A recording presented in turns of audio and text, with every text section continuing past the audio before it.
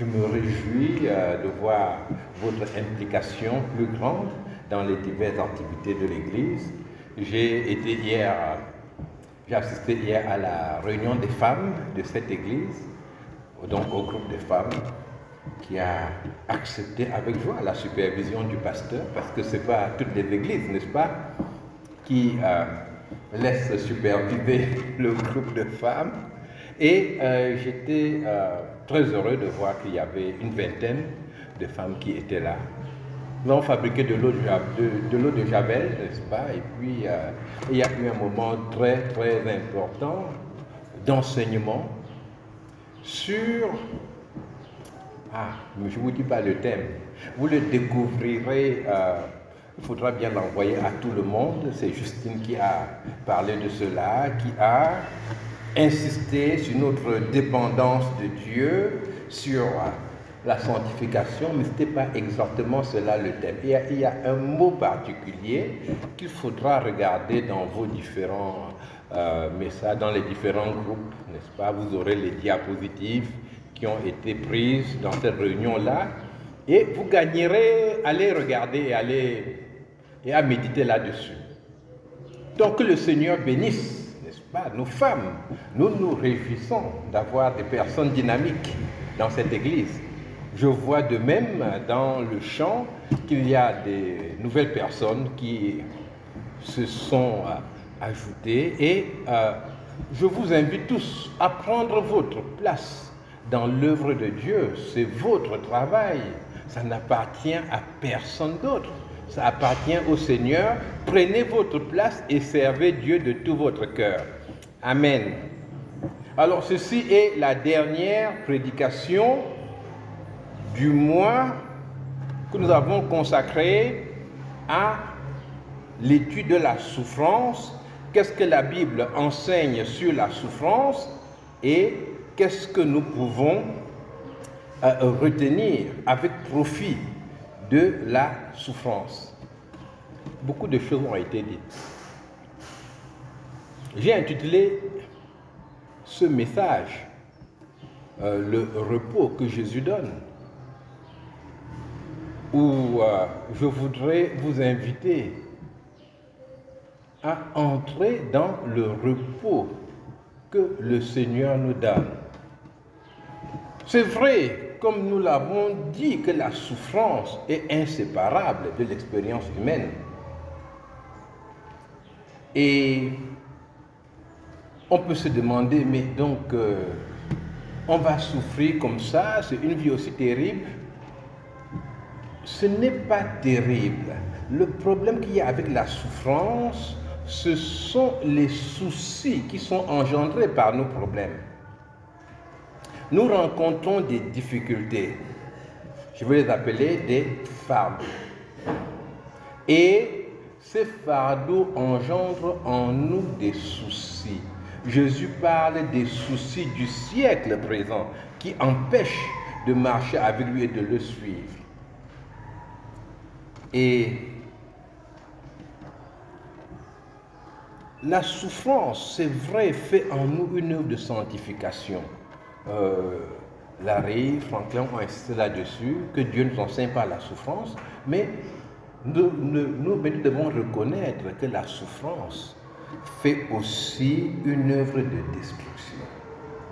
Et l'œuvre de destruction vient du fait que nos fardeaux produisent en nous des soucis.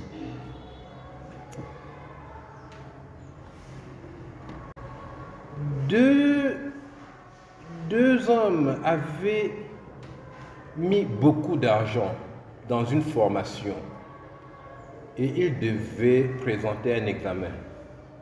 Ils devaient présenter un examen, ils se sont formés à distance et c'était un examen vraiment cher.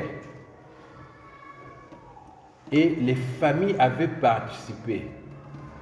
Au-delà de ce qui était imaginable, parce que c'était une qualification qui les aurait aidés ensuite à être immédiatement embauchés, à avoir une qualité d'expert dans le domaine donné. Et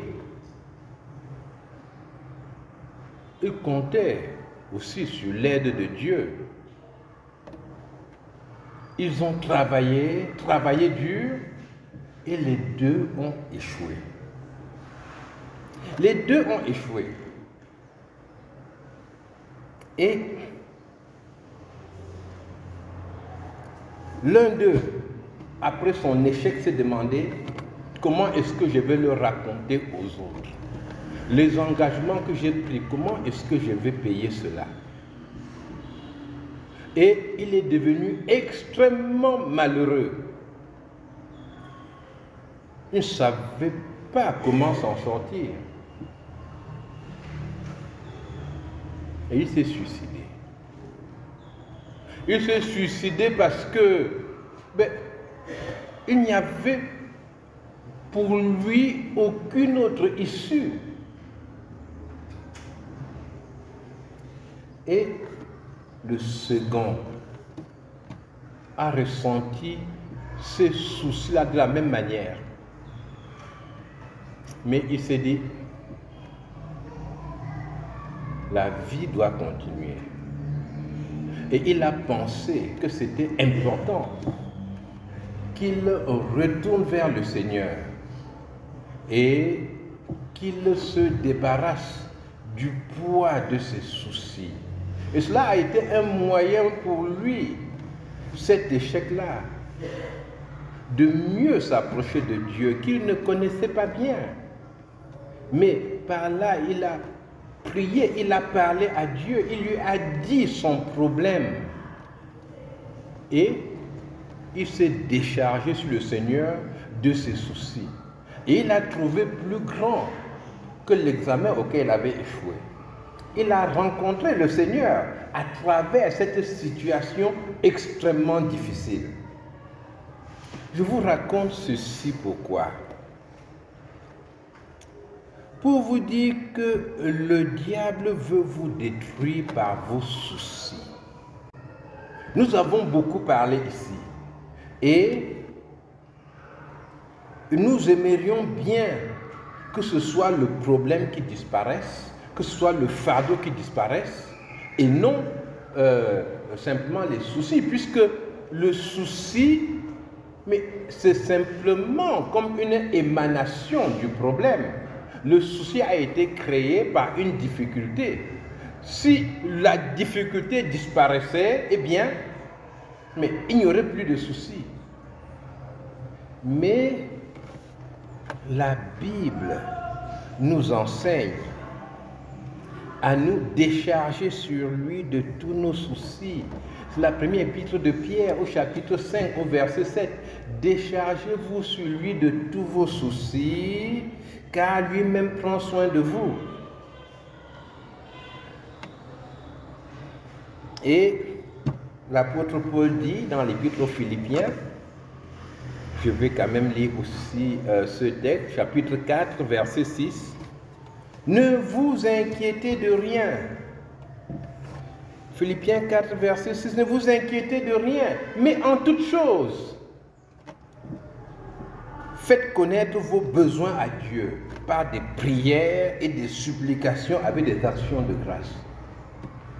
Là, ce n'est pas seulement le souci, nous attaquons même le problème. Mais comme vous le savez, dans la Bible, Dieu n'a pas donné l'heure à laquelle le problème disparaît. Dieu n'a pas donné un délai pour que le problème s'en aille. Je lis beaucoup de livres qui me font rire. On dit j'ai pris un jeûne de 3 jours et au bout de mon jeûne, Dieu a fait cela. Mes chers amis, vous vous amusez avec Dieu. Vous plaisantez avec lui. Vous le calculez sur 3 jours. Un Dieu d'éternité. Il traite avec toi et tu as des techniques comme ça. Je vais entrer dans un jeûne de 15 jours et je vais régler ça. Toi, tu vas régler ça. Tu fais rire. Même le diable rit quand il entend ça. Il rit au point de tomber parce qu'il trouve ça tellement grossier de la part de quelqu'un qui prétend connaître le Dieu de toute éternité.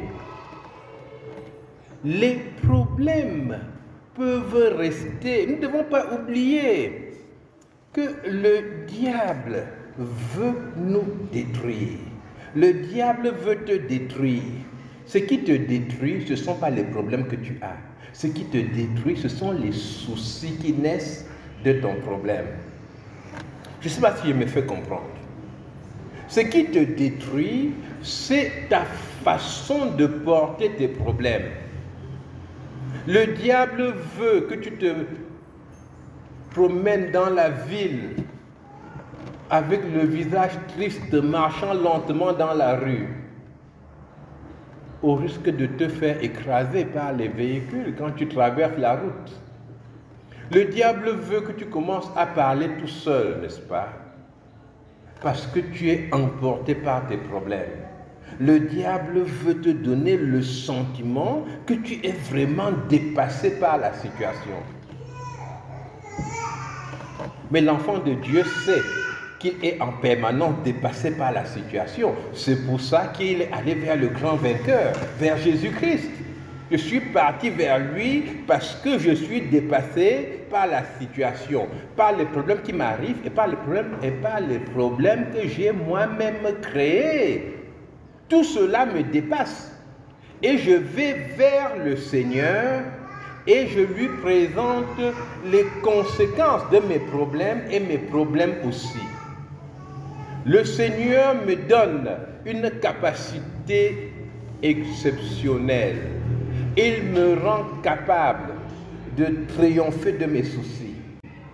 C'est lui qui agissait dans la vie d'Étienne, en sorte que quand Étienne a été lapidé, il a dit ces dernières paroles.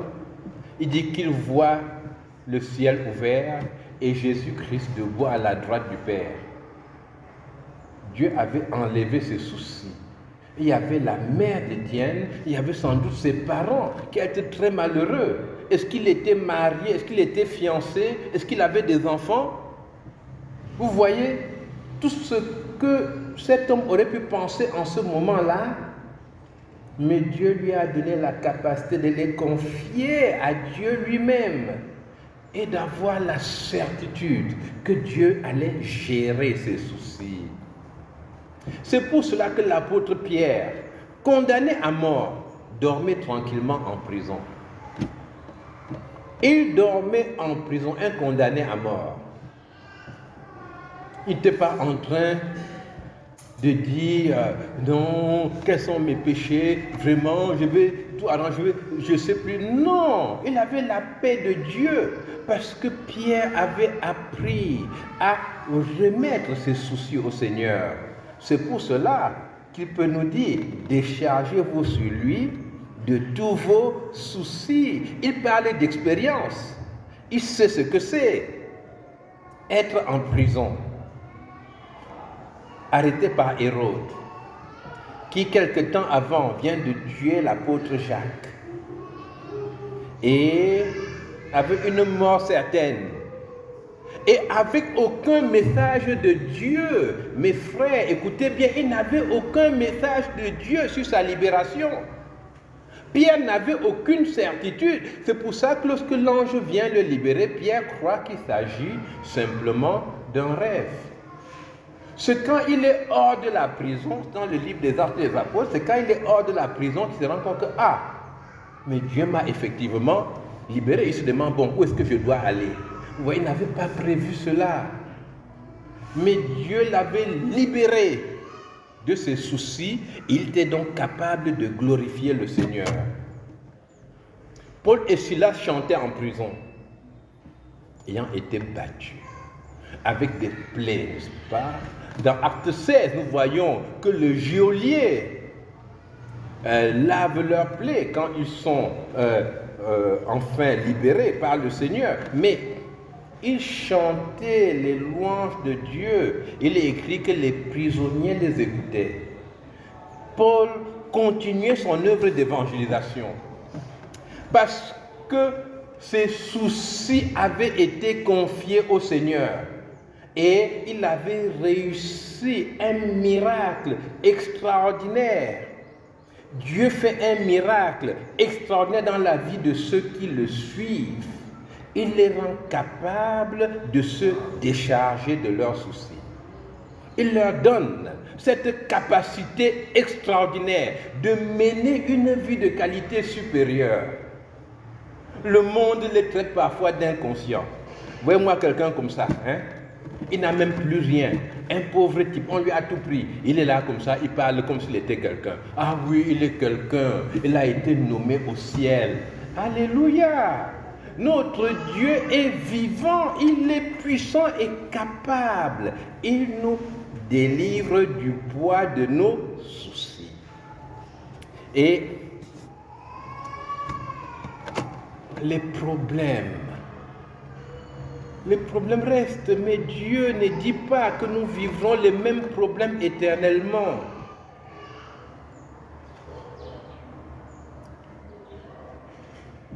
La vie chrétienne, c'est comme une école. Nous changeons de classe. Ce n'est pas les mêmes problèmes toute la vie. Mais chaque problème nous conduit à une nouvelle expérience de Dieu. Mes chers amis, quand vous vous laissez totalement abattre, vous ratez l'expérience que Dieu veut vous donner. Vous ratez une connaissance extraordinaire de sa personne. Une chose très grave peut vous arriver, c'est le redoublement. C'est-à-dire que vous avez échoué à l'épreuve. Quand on redouble, qu'est-ce qui se passe? On doit revivre la même chose, hein? Une deuxième fois. Je me dis, Seigneur, mais pourquoi ces choses se répètent dans ma vie? Pourquoi? Mais oui, parce que parfois on n'a pas appris. On n'est pas resté debout pendant la lutte. On n'a pas appris à se tourner vers lui, à demeurer en lui, à être un laboratoire de Dieu où il fait des expériences, n'est-ce pas, en nous pour révéler au monde qui nous entoure sa capacité exceptionnelle. Job avait accepté d'apprendre. Nous devons accepter d'apprendre. Et nous irons d'expérience en expérience jusqu'à la gloire que Dieu nous donne. Et nous expérimenterons, mais là, de façon certaine, toute la capacité d'épanouissement que Dieu donne. Mes chers amis, il y a un chemin de croissance qui est devant vous. C'est dommage que certains parmi vous, dès qu'ils savent réciter un psaume ou réciter un verset biblique, ils se disent que je connais la Bible, je connais Dieu. Mais non, il y a une profondeur extraordinaire, il y a une hauteur que vous pouvez imaginer. Il y a une largeur que l'apôtre Paul ne pouvait même pas estimer. Et tout cela, c'est Dieu qui veut le manifester dans ta vie. Il y a un chemin devant toi. Maintenant, je vais lire un passage dans la Bible qu'on va afficher, Matthieu 11, les versets 28 à 30, où Jésus parle de façon claire de nos fardeaux. Il dit, venez à moi, vous tous qui êtes fatigués et chargés. Mes chers amis, vous tous qui êtes fatigués et chargés, Jésus vous dit, venez à moi.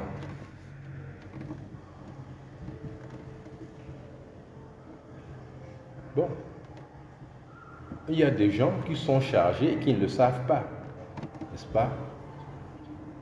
Par exemple, certains animaux, hein, comme les ânes, vous mettez beaucoup de choses sur le dos, vous n'en êtes pas conscient parce que c'est un animal. Mais nous ne sommes pas des animaux. Donc quand nous sommes chargés, il faut reconnaître que nous sommes chargés. Quand nous avons des problèmes, on ne dit pas tout va bien. On reconnaît, Seigneur, je suis chargé, et cette parole-là s'adresse à moi. Je suis chargé. Il dit, venez à moi tous qui êtes fatigués et chargés. Il ajoute, et je vous donnerai du repos. Parce qu'il sait de quoi tu as besoin. tu as besoin de repos. Prenez mon joug sur vous et recevez mes instructions, car je suis doux et humble de cœur, et vous trouverez le repos pour vos âmes. Et enfin, il dit, car mon joug est doux et mon fardeau léger. Car mon joug est doux et mon fardeau léger. Au verset 28 donc, que nous venons de lire, venez à moi tous qui êtes fatigués et chargés. À ceux qui sont fatigués et chargés, Jésus dit au verset suivant, prenez mon joug sur vous, recevez mes instructions, je suis doux et humble de cœur. Et au verset 30, il dit, mon joug est doux et mon fardeau léger. C'est exprès que je l'ai lu 2 fois. Il faut que vous le reteniez bien, ce que Jésus dit au sujet de nos fardeaux. Maintenant, ce texte peut nous sembler surprenant si on en fait une étude sérieuse. Parce que Jésus ne dit pas, venez à moi tous qui êtes fatigués et chargés et je vais enlever vos fardeaux. Non, il dit, je vous donnerai du repos. Parce que pour Jésus, ce qui te détruit, ce qui te tue, ce n'est pas le fardeau. Ce qui te détruit, c'est la perception que tu as de ton fardeau, les conséquences de ce fardeau sur ta vie. C'est ça qui te détruit. Tu as besoin du repos que Jésus donne. Jésus dit, il y aura toujours d'autres fardeaux. Jésus dit, il faut que tu deviennes un spécialiste des fardeaux, que tu saches comment on gère ça. Hein? Ce n'est pas pour te détruire. Viens, tu vas trouver du repos, une capacité d'être debout et de faire l'œuvre de Dieu. Et il y a des gens qui m'amusent beaucoup, ou bien qui m'attristent beaucoup. Ils disent, voilà, je vais m'engager dans le service d'accueil à l'église, mais j'attends d'abord, n'est-ce pas, à mon bureau là, que l'on me donne un peu plus de temps, que je sois plus libre, que je travaille plus le samedi. Je vais faire ceci ou cela pour le Seigneur, mais j'attends d'abord telle chose. Le plus grave, c'est ceux qui disent, je vais devenir un enfant de Dieu authentique, mais j'attends d'abord que le Seigneur me fasse réussir à mon examen. Il propose un marché à Dieu. Mais c'est très amusant. Le Seigneur dit que quel que soit le problème que tu rencontres, en lui tu peux trouver la capacité de faire son œuvre maintenant. Tu n'as pas besoin de tout remettre à demain en disant quand tu seras ceci ou quand tu seras cela. Non, tu peux le faire déjà par la grâce de Dieu. Et aujourd'hui, si tu entends sa voix, n'endurcis pas ton cœur. C'est aujourd'hui, il est là, il est présent. Donc, Jésus ne dit pas que tes fardeaux disparaissent. Jésus est celui qui est capable de gérer ton fardeau, de te soutenir, et il dit, je vous donne du repos. Maintenant, qu'est-ce qu'il te propose? Il te dit de prendre son joug. Alors, le joug, c'était une sorte de bâton, de gros bâton de bois, n'est-ce pas, qui était placé sur le cou des esclaves et qui servait à en relier plusieurs ensemble. Et sur le joug, on pouvait voir le signe du propriétaire de ces esclaves-là.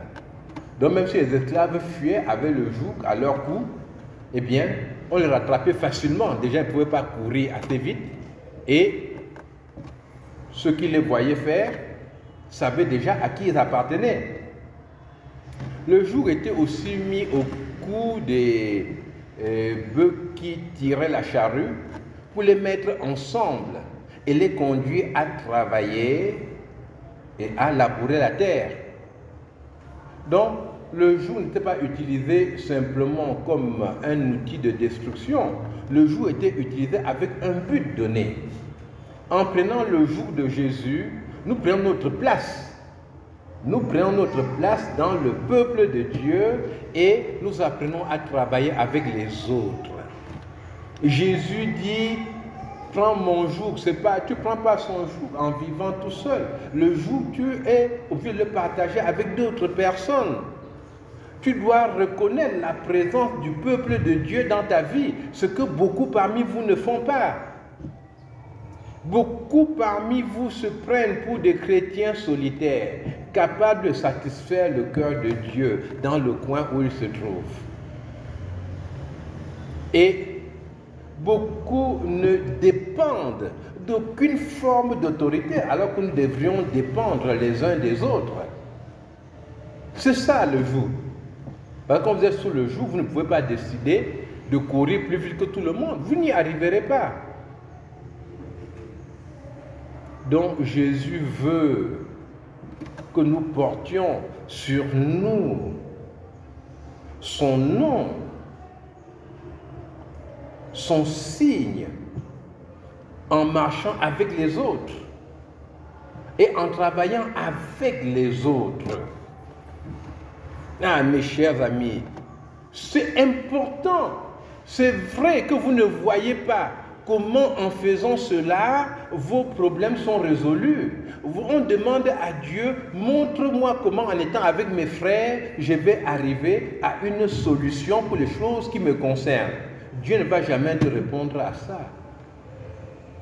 Puisque tu dois marcher avec lui par la confiance en lui. Dieu n'a pas de compte à te rendre. Nous perdons parfois beaucoup de temps à justifier Dieu, n'est-ce pas, auprès des croyants ou des non-croyants. À dire que Dieu t'a fait ceci, c'est pour ton bien, ne te fâche pas. Je te dirai, fâche-toi. Hein? Et on va voir ce que ça donne. Mais Dieu n'est pas un homme. Dieu doit être respecté, il doit être honoré. Nous allons devant lui avec des supplications, avec des louanges. Nous sommes ses serviteurs. Ah, mes chers amis, Jésus nous dit maintenant de prendre son joug et ensuite il dit son fardeau est léger. Donc, avec le fardeau que le monde nous donne, le Seigneur, au lieu de l'enlever tout de suite là, qu'est-ce qu'il fait? Il ajoute son fardeau. Qu'est-ce que ça veut dire ça? Est-ce que c'est normal? Hein?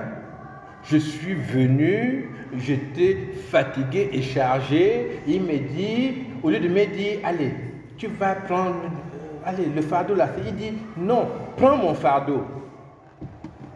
Ah, mes amis, c'est là que se trouve le grand secret. Les fardeaux du monde, nous devons les porter sous le fardeau du Seigneur. Déjà, parce que nous sommes sous le joug et Dieu nous enseignera déjà en tant que frères à porter les fardeaux les uns des autres. Nous allons l'apprendre dans le Seigneur. Pour plusieurs parmi vous, ça ne veut rien dire, n'est-ce pas? Porter le fardeau des autres, c'est quoi? Vous vous en fichez, c'est ça? C'est-à-dire que il est malade, il est en prison, il a des problèmes. Ah, c'est son problème, il sait ce qu'il a fait. Hein? Mais toi, tu n'as rien fait de semblable, ça va? Non. Apprendre à porter les fardeaux les uns des autres. Voilà déjà un premier point. Mais aussi, quand nous portons le fardeau du Seigneur, le fardeau du Seigneur adoucit nos contacts avec les fardeaux que le monde nous donne. Parce que nous voyons tout à travers l'œuvre de Dieu dans notre cœur, dans notre vie. Nous apprenons à nous inquiéter d'abord pour les choses qui concernent le Seigneur. Et nous sommes dans des préoccupations positives qui nous construisent et nous remportons des victoires qui nous rendent encore plus forts et capables maintenant de développer un caractère qui conduit à la victoire sur les problèmes que le monde nous apporte. Le Seigneur nous donne la victoire, mais cette victoire vient du fait que nous portons le fardeau de Jésus-Christ. Lorsque j'étais beaucoup plus jeune, quand nous étions enfants, nous étions dans une zone très laborieuse. C'était à Konsamba et les gens allaient au champ. Et parfois, j'avais accompagné des personnes au champ. Et en revenant du champ, les gens ramenaient du bois. Mais c'était quelque chose qu'ils portaient pendant sur près de 5, 6, 7 kilomètres. Ils y allaient très tôt le matin, à 4h30, ils étaient en train de marcher pour aller au champ. Ils y arrivaient et ils retournaient dans l'après-midi. Avec un morceau de bois sur la tête. Et moi j'avais essayé. Mais je vous assure, il y en a qui sont tellement lourds. Vous le portez et vous le laissez tomber tout de suite. Mais c'est comme si votre tête était en train de s'envoler. C'est-à-dire, vous avez peur que votre tête soit partie. Vous n'avez jamais ressenti cela. Mais une charge. Et ces gens portaient cela. Et rien que le comptable vous dit, ça me donnait des bosses là sur la tête. Mais ce qu'il faisait, c'est qu'il préparait d'abord une première charge, c'est-à-dire une sorte de coussin comme ça, qu'il tressait avec des herbes, avec autre chose, et entre le bois et la tête, il plaçait ce coussin-là.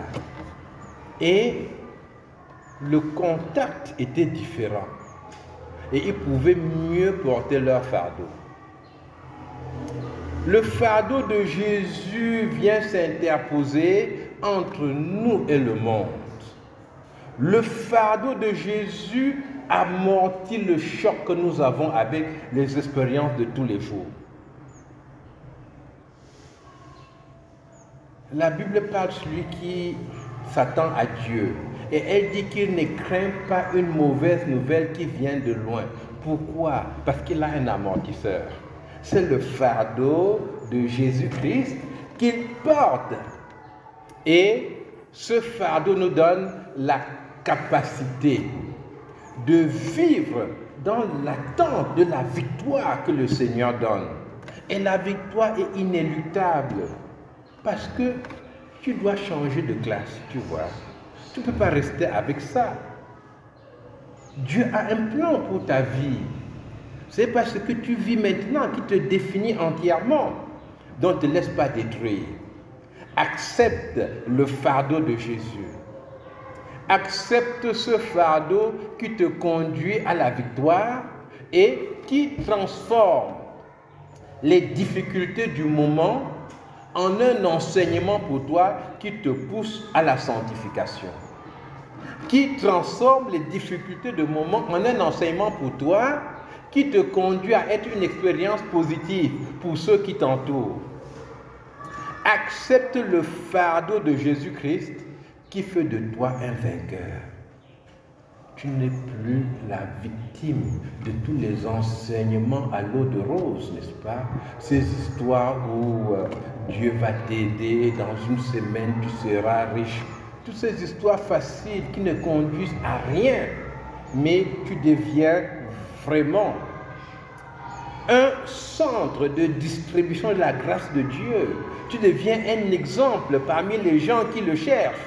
Et tu reçois la capacité de vie que Jésus donne. Et tu rayonnes la puissance que Jésus met dans ta vie. Mes chers amis, acceptons cette marche vers les sommets que Dieu a préparés pour nous.